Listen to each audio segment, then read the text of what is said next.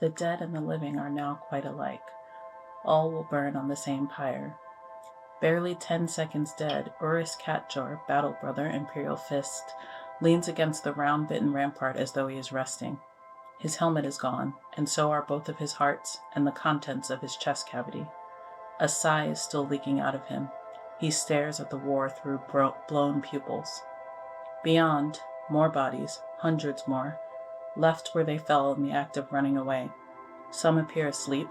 Most are tossed in disarray, clumsily bent or poorly folded, in postures both uncomfortable and undignified. War has no patience for dignity. Some bodies don't really look like bodies at all. Too small, too awkward, too thin, too still. Death has made them mere debris, just fallen scraps of a falling city, tumbled in amid the shingle of cracked stone and fragmented metal, just bundles of rags with sticks inside. On the soaring ramparts of the Delphic battlement, the sealed ring of last defense that surrounds the final fortress of the Sanctum Imperialis, Amit, called Flesh Terror, weeps.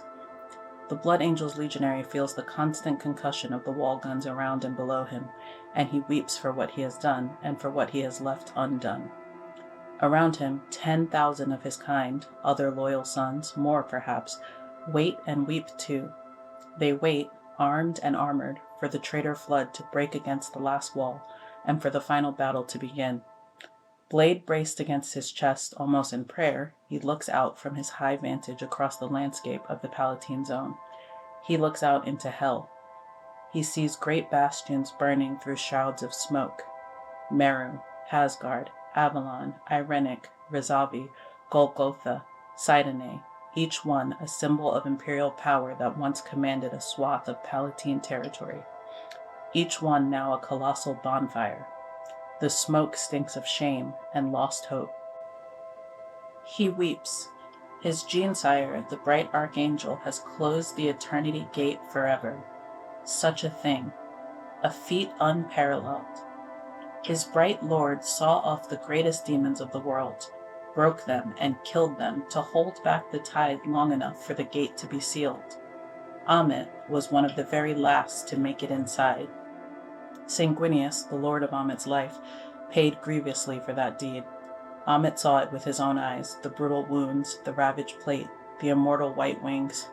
Oh, how piteous, stained and scorched, the feathers plucked, torn out, burned, charred. He weeps for it. The sight of his lord so wounded will stay with him forever, but that is not what grieves him most. True misery lies in the meaning of the deed his lord performed. The gate has been closed. Amit cannot imagine the burden of that decision. To close Eternity Gate is to concede defeat.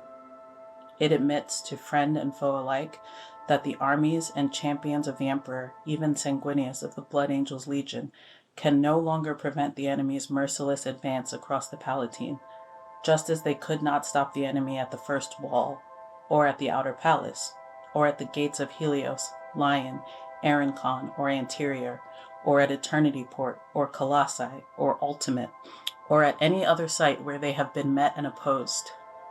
Months of war, the most ferocious Amit has ever witnessed, have done nothing but delay the inevitable. Closing eternity is an act of desperation. It means the end is here, the death. It means the hour is so bleak that no choice remains. The Sanctum Imperialis must be sealed, for all that lies outside it is truly lost. Lost, but not yet dead. The full horror of closing the gate is that it consigned legions of their brothers, whole armies and hosts, to their doom. There was no time or room for retreat, no time to recall them or allow their withdrawal. They had to be left outside. Amit weeps because he knows this decision will haunt his lord longer than any wound he took. The decision feels like desertion. It feels like a second betrayal. Amit thinks of those who did not make it through the closing gate, those left outside engulfed by frenzied world eaters, his brothers, his kin, the armies stranded in the field, the brigades and regiments still warring on the Palatine plain, the men and women, the commanders and the common troopers, the battle brothers, the great champions abandoned all, to fight and strive and die beyond hope of salvation, selling their lives one by one in a storm of unhinged violence, doing whatever they can to slow the enemy's inexorable progress towards the wall Amit now guards. He weeps. He waits. He stares out at their hell and weeps for them all. Flames dance upwards. The dead are just the dead. The living are just the dead who still feel grief and pain.